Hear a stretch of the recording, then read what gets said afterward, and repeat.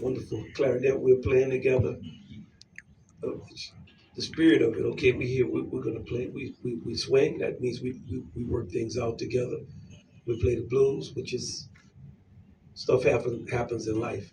Like a lot of times somebody will say, well, I come from here, I come from there. Everybody comes from somewhere. And where you come from, you may look at somebody who's from somewhere else and think they have it better than you. That's not necessarily true. Some of the music was raised in hardship, and when I tell you, my father and them, they struggled with jazz. They did not have large audiences. They played for very empty rooms, and they struggled. They struggled with the music. So we continue that struggle, not from the same position, but with understanding what the music costs and how important it is, not just that we teach our kids that the music exists, but what the substance of the music is. And that's what we bring when we come here. We come with a love and a spirit, a willingness to play with everybody. In America, we call it down home. And we're at home and we're down home. And wherever we go, we're at home because we have good manners. And that's what our parents taught us. So I'm going to turn it over to Hurley. Well, I am very, very happy to be here. And Wynton and I, as he said, we have a long history of playing together since we were kids. And I love the slogan that they have on the back of their shirts, music makes a difference, because it really does. And when you have people who treasure and value the music and treasure and value the art and willing to invest their time and their efforts into teaching young people, it really makes a difference. Because if you take a seed and have one seed, inside that seed, inside a peach, if you take a peach, there's one seed inside of the peach. But how many peaches are inside of that seed? And so when you have one person can make a difference, one person can make a difference, and it's made a difference in our life. This is the guy who was the band. I wouldn't say he was the band leader. Was Danny Barker. Danny Barker was a guitarist and a banjo player who lived in New York. Came back to New Orleans in the 1970s and started this band with Wynton, with the Fairview Baptist Church. And a lot of us who were in that band have gone on to become professional musicians, and not only that, I look at Wynton's father, who was also that one of those seeds that was planted. And so, and we see now we're in the harvest period that we see the fruits of that labor through his sons, Wynton, Branford, Delphio, Jason.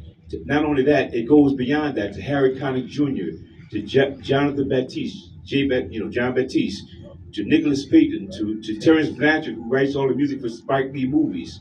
All of those people came under the tutelage of Wynton's father. So that was another seed that has sprouted more fruit. And each one of these guys I mentioned, they are leaders in their own right. And so music does make a difference. And so when you invest in music and invest in our humanity, music is something that can heal the soul. Doesn't matter, black, white, rich or poor, young or old. It doesn't matter. It can heal the soul, and it brings humanity together. So being a part of music and sharing in this art form is a privilege, and it's something that shouldn't be taken for granted and should be nurtured. And each one of us is responsible for nurturing that spirit.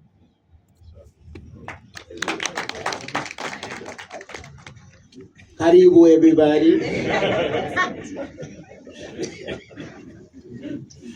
Well, my name is Weedy Brahma.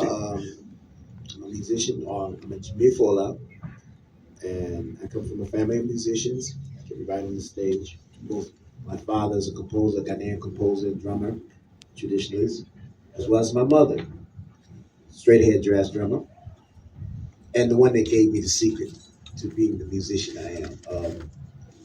My heart is in tradition, maintaining tradition, and tradition in its purest form. When I come here into Kenya and I see all the young people and I see people maintaining tradition through their language, their culture, it's a touching moment for me. It's always touching to know that the roots of our tradition maintain a longevity and maintain this art through the way we speak, present, heal, and listen to what we have. But we must realize that when we're learning these genres of music, we must maintain our traditions. Because what you see here is a tradition.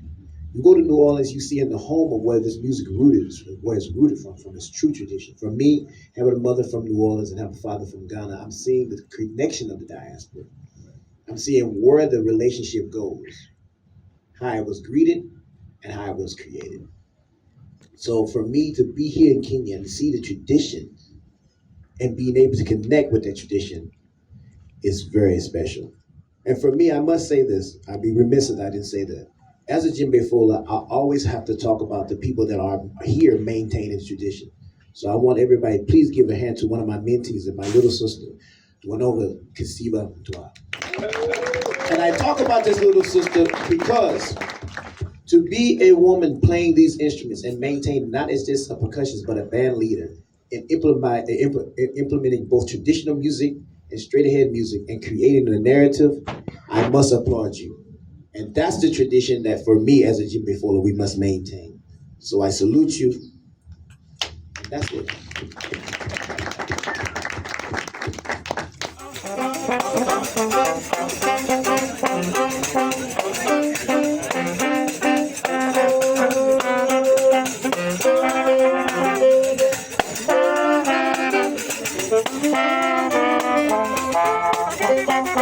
Go back, you gotta work on that.